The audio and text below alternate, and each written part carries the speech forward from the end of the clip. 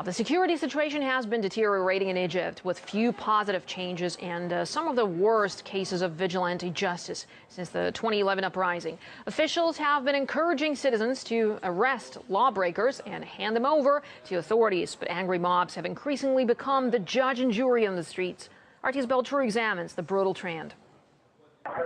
An angry crowd viciously drags a young man through a street, sets his corpse on fire and strings it up. Video clips like these have become worryingly frequent in rural Egypt since the revolution 2 years ago, as citizens increasingly take justice into their own hands. Sabri's son, Mustafa, a 31-year-old civil servant from the Nile Delta, is one such victim.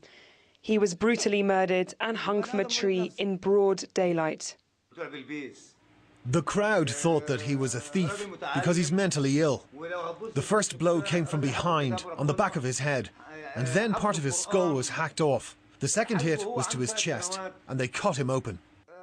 Sabri's story is not unique. Since the 2011 revolution, there have been at least 17 similar lynchings in this region alone.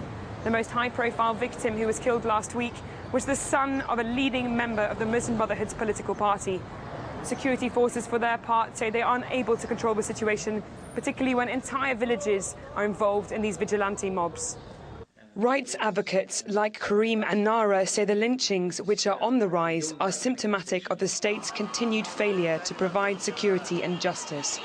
These increasing cases of lynchings and communal violence and people taking justice into their own hands are obviously a very visible sign of just increasing lack of faith into, on society's level, faith into the criminal justice system. And obviously people in Egypt have always had a negative and violent relationship with the police and not a very good relationship with the judiciary, but that has even become worse after the revolution.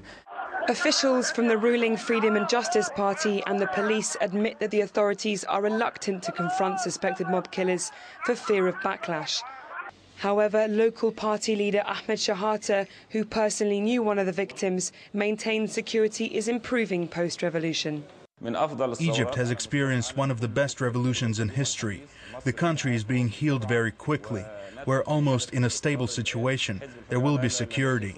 We have a plan for the economy and security of Egypt.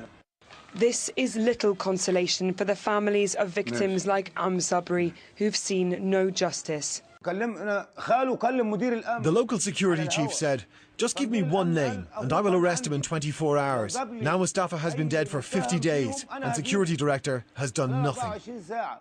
Against the backdrop of escalating civil unrest after the revolution, many fear this violence is here to stay and that the worst could be yet to come.